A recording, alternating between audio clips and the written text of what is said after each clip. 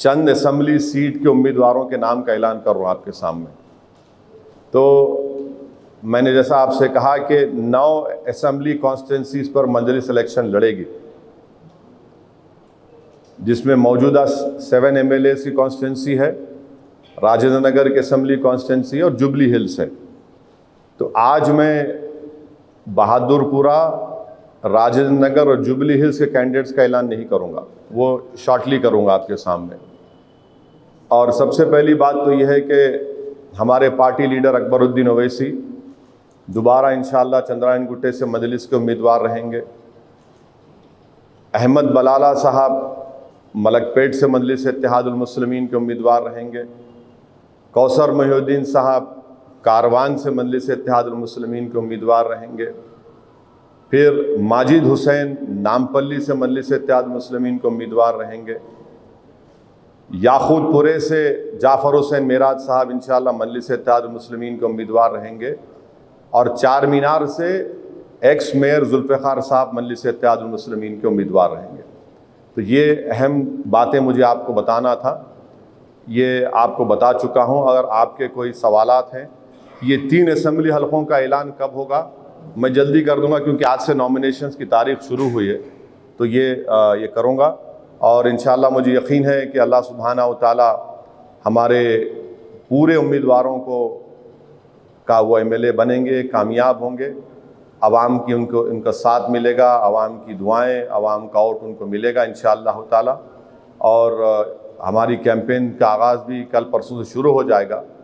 तो दूसरे 3 असम्बली हल्के जात का इंशाअल्लाह मैं जल्द से जल्द आपके सामने नामों का ऐलान कर दूँगा।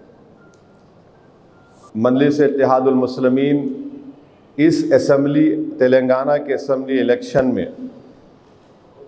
हम लोग मौजूदा 7 असम्बली हलकों के साथ साथ राजेंद्र नगर और जुबली हिल पे भी अपना कैंडिडेट खड़ा करेंगे।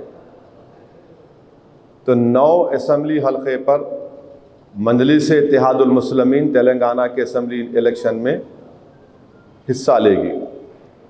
और मैं आपके बात बताना ज़रूरी समझता हूँ कि 2018 में ही ये बात तय हो गई थी कि 2023 में जब असम्बली के इंतखाबात होंगे तो अहमद पाशा कादरी साहब और मुमताज़ अहमद खान साहब की जगह पर किसी और उम्मीदवार को मौका दिया जाएगा।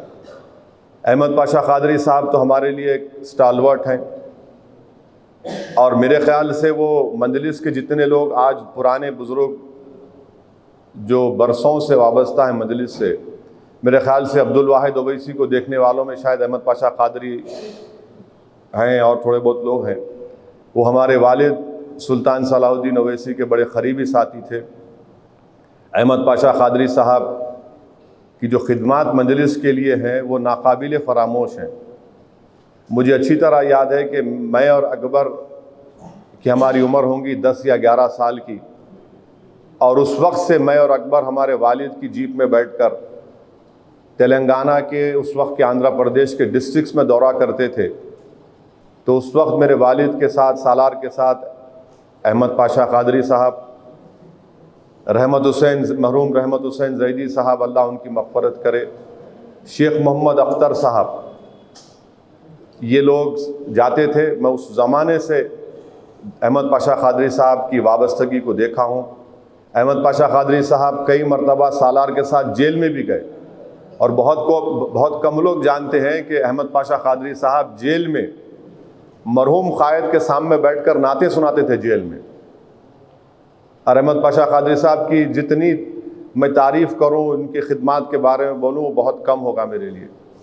और बेइंतहा बेलोस तरीक़े से मजलिस की खिदमत करते आए, और इंशाअल्लाह मुझे यकीन है कि आइंदा भी वो मजलिस इत्तेहादुल मुस्लिमीन की और खिदमत करेंगे।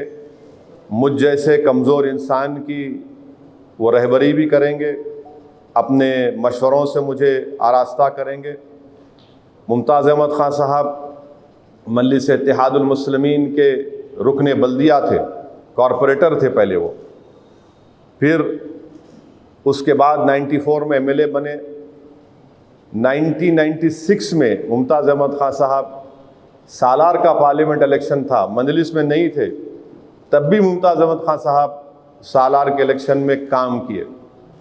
पार्लियामेंट इलेक्शन में जो वेंकैया नायडू साहब इलेक्शन में लड़े थे, फिर मुमताज़ अहमद खान साहब मजलिस में आए, मैं अकेले एमएलए था, फिर हम 2 एमएलए हुए।